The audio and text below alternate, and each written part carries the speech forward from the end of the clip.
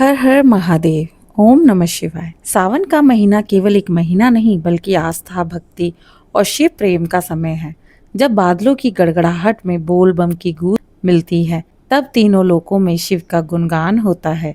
यह महीना है उस भोलेनाथ का जो केवल जल की एक बूंद से ही प्रसन्न हो जाते हैं, जो अज्ञानी को भी ज्ञान का वरदान दे देते हैं। सावन के प्रत्येक दिन का एक अलग ही महात्म्य है, एक अलग ही कथा, एक अलग ही प्रेरणा से मिलजुल कर आता है सावन का महीना।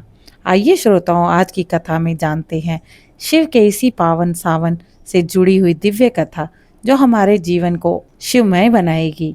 एक समय की बात है, भगवान शिव सृष्टि के संहारक देव, आदि देव, महादेव। वहीं दूसरी तरफ आदि शंकराचार्य को अद्वैत वेदांत के महान आचार्य और सनातन धर्म के पुनरुद्धारक के रूप में जाना जाता है। दोनों के बीच की कड़ी भक्ति या दर्शन नहीं बल्कि एक आध्यात्मिक संबंध भी है। आदि शंकराचार्य का जन्म लगभग 8वीं शताब्दी में केरल के कालड़ी गांव में हुआ।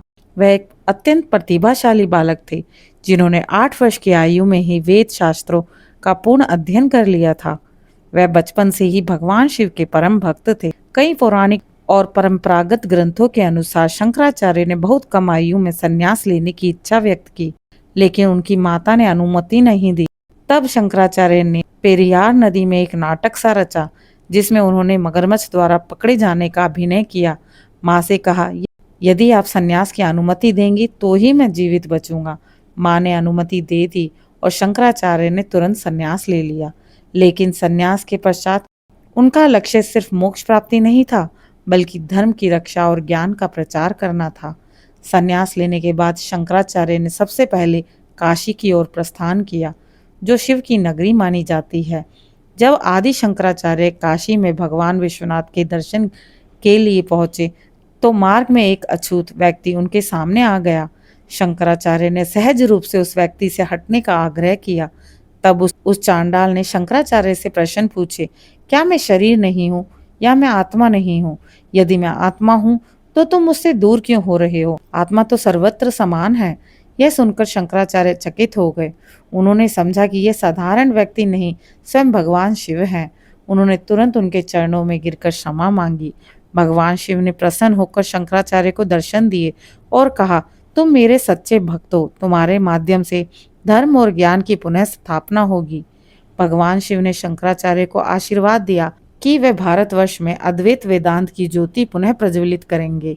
वे शंकर के रूप में धर्म की रक्षा के लिए अवतरित होंगे। उन्हें चतुर्दिक आश्रमों की स्थापना करने का निर्देश भी भगवान शिव ने दिया। भगवान शिव के मार्गदर्शन में ही आदि शंकराचार्य ने 4 कोनों में 4 मठ स्थापित किए। उत्तर में ज्योतिरी मठ जो कि उत्तराखंड में स्थित है, दक्षिण में श्रृंगेरी मठ जो कि कर्नाटक में स्थित है, पूर्व में गोवर्धन मठ ये पुरी में स्थित है, पश्चिम में द्वारका शारदा मठ जो कि गुजरात में स्थित है। इनके माध्यम से वेदांत, भक्ति, कर्म और उपासना की स्थापना हुई। आदि शंकराचार्य ने शिव को केवल देव नहीं पर ब्रह्म माना है। उन्होंने लिखा, शिवोहम, मैं शिव हूँ, मैं ही ब्रह्म हूँ।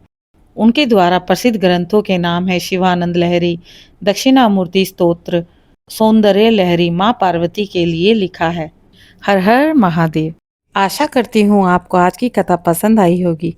हमारा चैनल आपको आध्यात्मिकता की ओर ले जाने में मदद करेगा, इसलिए हमारे चैनल को लाइक, शेयर, सब्सक्राइब करें और अपनी श्रद्धा प्रकट करें।